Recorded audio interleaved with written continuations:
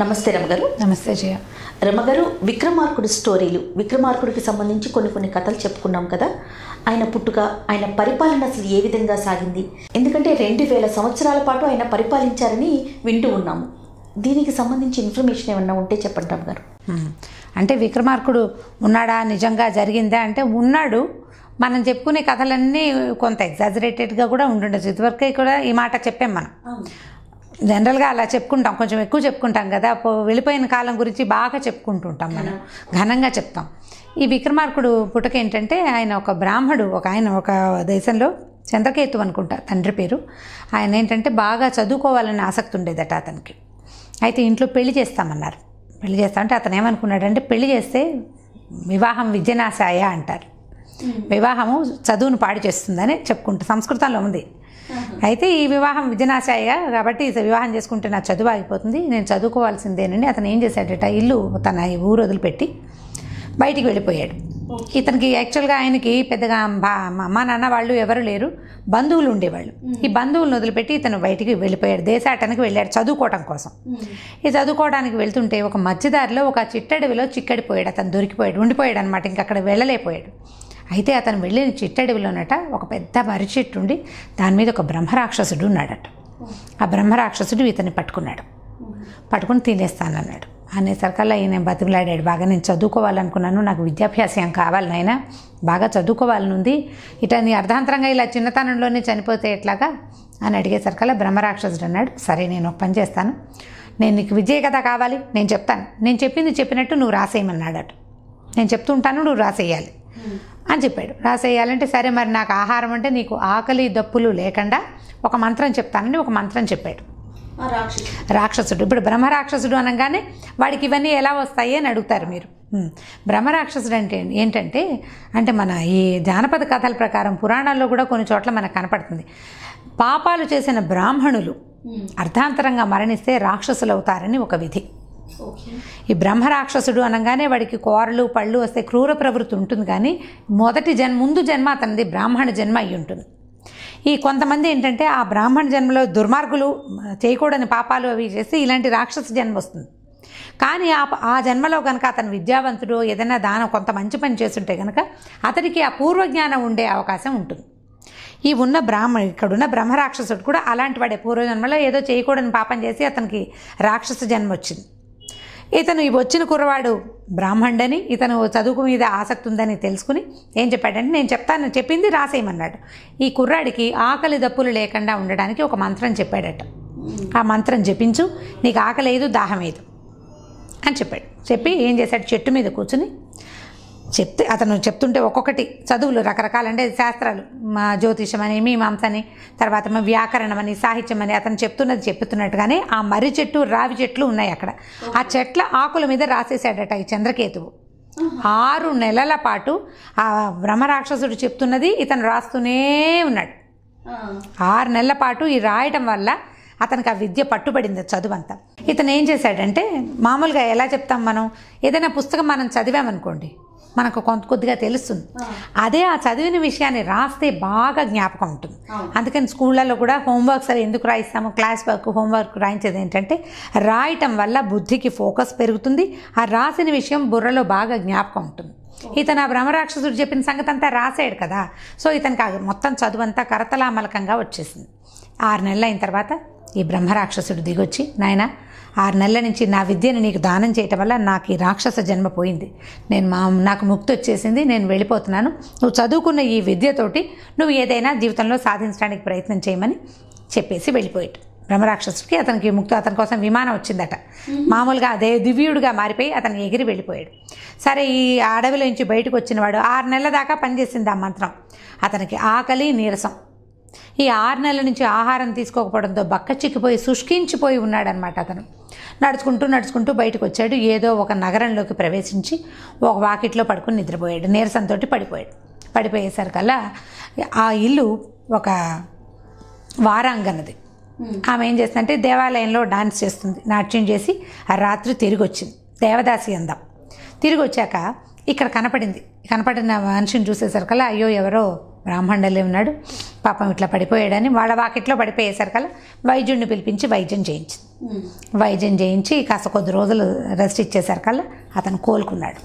ఈ అమ్మాయికి ఇతనికి నేను వైద్యం చేయించాను కదా అని చెప్పి నన్ను పెళ్లి చేసుకోమని అడిగేసరికల్లా ఇతను అన్నాడు, నేను బ్రాహ్మణుడిని, తర్వాత నువ్వెవరు, నీ కులశీలాలు నాకు తెలీదు, నేనైనా పెళ్లి చేసుకోకూడదు, నేను చదువుకోవాలనుకుని బయటకు వచ్చాను, ఏదో విద్య వచ్చిందనుకో, అయినా కూడా నేను పెళ్లి చేసుకోనంటే ఆ అమ్మాయి ఊరుకోలే. ఇతను 1-2 నెలల నుంచి మా వాకిట్లో ఉన్నాడు, నేను ఆహారం పెట్టాను, నేను వైద్యం చేయించాను, నన్ను పెళ్లి చేసుకోవాలి కదా, మరి ఇతని వల్ల నేను ఇంకెక్కడికి వెళ్ళకుండా అతని కోసం ఇంట్లోనే ఉండిపోయాను అని ఆ అమ్మాయి ఏం చేస్తుంది, న్యాయాధికారి దగ్గరికి తీసుకెళ్ళింది. ఈ 2 నెలలు ఈ అమ్మాయి బాగా పోషించేసరికి అతను చక్కగా బాగున్నాడు, మనిషి తయారయ్యాడు, చక్కటి విద్యను సంపాదించుకున్నాడు కదా. 6 నెలల పాటు చదివి రాసి చేసేసరికల్లా మొహం బ్రైట్గా కనపడుతుంది. అయితే ఆ దేశపు రాజుగారి దగ్గరికి తీసుకెళ్ళారు, న్యాయాధికారి ఆయనే తీసుకెళ్లేసరికల్లా రాజుగారికి ఈ కుర్రాడు బాగా నచ్చి ఆయన ఏం చేశాడంటే బాగా ఆలోచించుకుని తన మంత్రిని అడిగాడు, ఈ పిల్లాడు బాగున్నాడు, వీడికి అమ్మా నాన్న ఎవరు లేరు, ఇప్పుడు నాకేమో ఒక్కతే కూతురు, నా రాజ్యాన్ని ఎవరికైనా ఇవ్వాలి, ఎవరైనా రాజకుమారుడికి తెస్తే ఆ వంశం పేరే కంటిన్యూ అవుతుంది, నా పేరు ఉండదు, కాబట్టి ఈ కుర్రాడిని కనుక ఆ కుర్రాడికి మన రాజకుమార్తెని ఇచ్చి పెళ్లి చేస్తే బాగుంటుందని అడిగాడు. అప్పుడు ఆయన ఏం చెప్పాడంటే, ఈ అబ్బాయి బ్రాహ్మణుని చెప్తున్నాడు కదండి, మొదట బ్రాహ్మణ యువతితోటి పెళ్లి చేయాలి, తర్వాత ఇంకా మిగిలిన కులాలు కూడా చేయొచ్చు, చాతుర్వర్ణ్యం 4 వర్ణాల నుంచి కూడా వివాహం చేసుకోవచ్చు. అప్పట్లో ఆ సిద్ధాంతం ఇది ఎప్పటి సంగతో కదా మనం చెప్తున్నాము, 4 వర్ణాల స్త్రీలని పెళ్లి చేసుకోవచ్చు బ్రాహ్మడు, కానీ మొదటి భార్య అతనికి బ్రాహ్మణ స్త్రీయే కావాలంటే అతనికి వంశ కులానికి చెందిందే కావాలన్నది నియమం. అప్పుడు మంత్రి ఏమన్నాడు, మా అమ్మాయిని ఇచ్చి పెళ్లి చేస్తానండి, అప్పుడు మీ అమ్మాయిని ఇద్దరు కానీ, అప్పుడు ఎవరైతే ఈ అమ్మాయి ఉంది కదా, ఇతనికి ఆశ్రయం ఇచ్చిన దేవదాసి అమ్మాయి, ఆ అమ్మాయిని కూడా ఇతను వివాహం చేసుకోవచ్చు అని చెప్పాడు. అయితే ఈ సందట్లో ఏమైందంటే అక్కడ ఒక శ్రేష్ఠున్నాడు ఆ నగరంలో, ఆయన ఏం చేశాడంటే, ఈ పిల్లాడు బాగున్నాడు, రాజుగారి అమ్మాయిని మంత్రిగారి అమ్మాయిని ఇచ్చి ఈ పిల్లని కూడా చేసుకుంటుంటే రాజుగారి అమ్మాయికి భర్త అయ్యాడంటే రాజు అయిపోతాడు. రాజుకి పిల్లని ఇవ్వడం కంటే మనకేం కావాలండి, 4వ వర్ణం అమ్మాయి కావాలి కదండి మీకు, వైశ్యుల అమ్మాయిని నేను వైశ్య శ్రేష్ఠ అంటే వాళ్ళు వ్యాపారస్తులు, మా అమ్మాయిని కూడా ఇస్తానని 4 అమ్మాయిలని ఇచ్చి వివాహం చేసి ఆ రాజ్యానికి అతన్ని రాజును చేశారు. ఈ 4 అమ్మాయిలకి 4 కొడుకులు పుట్టారట. ఈ పుట్టిన వాళ్ళలో రాజుగారి అమ్మాయికి పుట్టినవాడు విక్రమార్కుడు, మంత్రిగారి అమ్మాయికి పుట్టినవాడు వరరుచి, ఆయన రైటర్, శ్రేష్ఠి కూతురికి పుట్టినవాడేమో భట్టి, ఈ వారాంగనకి పుట్టినవాడు భర్తృహరి. ఈ లైన్లో కొంచెం అటు ఇటు కూడా కొన్ని కథల్లో చెప్తుంటారు. బ్రాహ్మణ స్త్రీకి పుట్టినవాడే భర్తృహరి అని ఒక కథ చెప్తారు. అయితే ఈ బ్రాహ్మణ స్త్రీకి పుట్టినవాడు భర్తృహరి అయితే ఈయన మొదటి భార్య కొడుకు కదా, అంటే బ్రాహ్మణ స్త్రీయే కదా మొదటి భార్య, భర్తృహరికి రాజ్యం ఇచ్చారని ఒక కథ. అది కాకుండా వారాంగనకు పుట్టినవాడే భర్తృహరి, వారాంగన వల్లే ఈ 4 వివాహాలు ఆయనకి సిద్ధించినాయి కాబట్టి ఆమెనే ప్రథమ భార్యగా అతను ఉద్దేశపడి ఆమె కుమారుడికే రాజ్యం ఇచ్చాడని ఒక కథ చెప్తాడు. ఈ బ్రాహ్మణులు అయి ఉండాలని నా విశ్వాసం, ఎందుకంటే భర్తృహరి చాలా మనకు సుభాషితాలు రాశారు, విద్యావంతుడు అవ్వటం వల్ల రాయగలిగి ఉంటాడని నేను అనుకుంటాను, అవునో కాదో తెలియదు, ఈ 2 కథలు వింటూ ఉంటాం. అక్కడి నుంచి ఏమైంది, భర్తృహరికి రాజ్యం ఇచ్చారు. భర్తృహరికి రాజ్యం ఇస్తే భర్తృహరి భార్యా ప్రేమికుడట. ఓహో, ఈ రాజుగారు ఉండేవాడు, ఈ మిగిలిన 3 అబ్బాయిలు రాజును సేవించేవాళ్ళు, ఒకళ్ళు సైన్యాధిపతిగా, ఒకళ్ళు మంత్రిగా, ఇంకొకడుగా ఇలా జరిగేది. అయితే ఈ భర్తృహరి ఏం చేశాడంటేట, ఒక రాజ్యం చేస్తుండేవాడు, ఒక ముని ఆ రాజ్యానికి వస్తూ మామూలుగా రాజుగారిని చూడడానికి వచ్చేవాళ్ళు పండో ఫలమో తృణమో పణమో తెచ్చిస్తారు. ఆ ఋషి ఏం చేశాడంటే వర్షాకాలం ఒక మామిడి పండుని పట్టుకొచ్చి ఇచ్చాడు. భర్తృహరి ఏమనుకున్నాడంటే అకాలంలో పళ్ళు కాస్తాయి, ఇప్పుడంటే మనకి ఎప్పుడు పడితే అప్పుడు మామిడికాయలు కనపడుతున్నాయి, పాతకాలంలో ఏ సీజన్లో పండు ఆ సీజన్ తప్పితే మల్లెపూలు కనపడేవి కాదు, కోయిల కూతలు వినపడేవి కాదు, మామిడికాయలు వచ్చే అవకాశము లేదు. ఆ ఇచ్చిన మామిడి పండుని ఈయన తను తినకుండా భార్యకి ఇచ్చాడట. ఆ భార్యకి కొంచెం ఇతరత్ర స్నేహాలు ఉన్నాయి, ఆవిడ తన స్నేహితుడికి ఆ పండునిచ్చి, వాడు రాణిగారి తోటి స్నేహం చేస్తాడు కానీ వాడి జీవితానికి సరిపడా స్నేహం వాడికి కూడా ఉంది. వాడు ఏం చేస్తాడంటే ఒక కూరలమ్మే అమ్మాయి అతని స్నేహం, ఆ అమ్మాయికి ఆ పండిచ్చాడు. ఆ అమ్మాయి బుట్టలో పెట్టుకుని, అంటే కూరలు అమ్మే వాళ్ళు బుట్టలో తల నెత్తి మీద పెట్టుకుని అమ్ముతారు కదా, ఆ బుట్టలో మామిడి పండును పెట్టుకుని వెళ్తుంటే ఈ రాజుగారు ఈ భర్తృహరి సౌధం పైభాగంలో కూర్చున్నాడు. కూర్చుని కిందకి ఉరికే యథాలాపంగా చూస్తుంటే ఆయనకి మామిడి పండు బుట్టలో కనపడేసరికల్లా అకాలమైన పండు కదా, మనకి ఋషీశ్వరుడు ఇచ్చినట్టుగానే ఈ అమ్మాయికి కూడా ఈ పండు ఎవరో ఇచ్చారు, ఆ ఇచ్చిన మహానుభావుడు ఎవడో కనుక్కుందామని ఆ అమ్మాయిని పిలిపించాడు. కథ అంతా బయటపడింది. ఆ అమ్మాయికి ఇచ్చిందేమో ఆ అమ్మాయి తాలూకు ప్రేమికుడు, ఆ ప్రేమికుడికి ఇచ్చిందేమో రాణిగారు. దాంతో ఆయనకి జీవితం అంటే అసహ్యం వేసింది. ఏమిటి నేను రాజునయ్యి నా పరిస్థితి ఏమిటి, ఇలా ఎందుకయ్యాను నేనని. అప్పుడు ఆయన ఏం చేశాడంటే సన్యసించాడు, దీన్ని వదిలిపెట్టేశాడు, రాజ్యాన్ని వదిలిపెట్టి బయటికి వెళ్ళిపోయి ఆయన ఏం చేశాడంటే 3 శతకాలు రాశాడట భర్తృహరి. మనం సుభాషితాలను చదువుతాం. భర్తృహరి ఈ కుందేటి తివిరి ఈసుమును తైలము సాధించవచ్చు అని పద్యం వింటుంటాం. కుందేటి కొమ్మును కూడా సాధించవచ్చు, ఇసుకలో కూడా నీదొస్తుంది, మూర్ఖుల మనసు మనం రంజించలేము అని. ఆ పద్యాలు ఏనుగు లక్ష్మణ్ కవి గారు తెనిగించారు, కానీ ఆ తెనుగు చేసిన సంస్కృత శ్లోకాలు భర్తృహరి సుభాషితాలు ఎక్సలెంట్ సుభాషితాలు. మనకి వీలు వెంబడి ఎప్పుడైనా కుదిరితే మీరు శ్లోకాలు అడిగినప్పుడు ఒక సుభాషితము దాని అర్థము చెప్పడానికి ప్రయత్నం చేద్దాం. ఈ భర్తృహరి గారి ఇక్కడి నుంచి వెళ్ళిపోయిన తర్వాత వరుస ప్రకారం విక్రమార్కుడికి ఈ రాజ్యం వచ్చింది. విక్రమార్కుడు క్షత్రియ రాజకన్యక తాలూకు కుమారుడు. ఆయన పరాక్రమశాలి అయినప్పటికీ తన తండ్రి అన్నకి లోబడే అతను సైన్యాధ్యక్షుడుగా ఉన్నాడు. ఈ రాజ్యం మా తాతది, మా అమ్మకి రావాలి, మా అమ్మ తర్వాత నాకు రావాలని యుద్ధం చేయలే, పోట్లాడలే. అతను గొప్ప కాళీభక్తుడుగా ఉండేవాడు.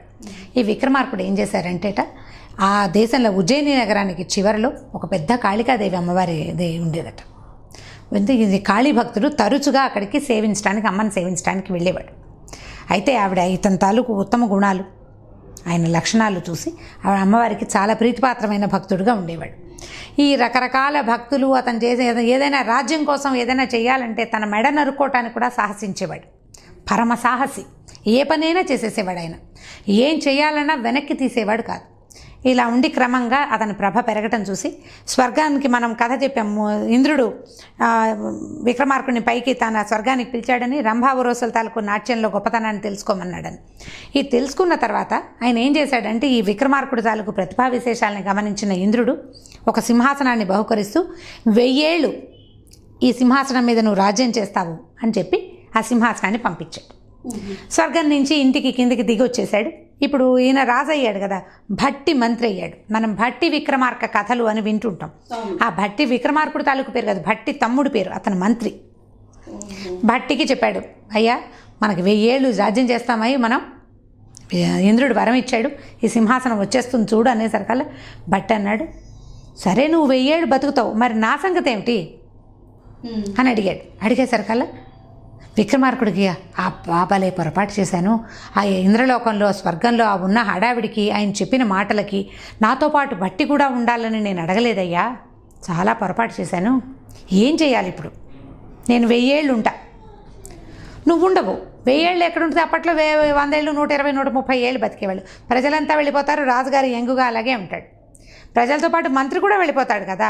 దాంతో చాలా చింతాక్రాంతుడైపోయాడు రాజు, ఏం చేయాలని. భట్ అన్నాడు, ఉండు నువ్వు కంగారు పడకు, దీనికి ప్రతిక్రియ నేను ట్రై చేస్తాను. ఇప్పుడు నువ్వు ప్రయత్నం చేసి 1000 ఏళ్ళు నువ్వు సాధించుకున్నావు, నేను తర్వాత పని నేను సాధిస్తానని చెప్పాడు.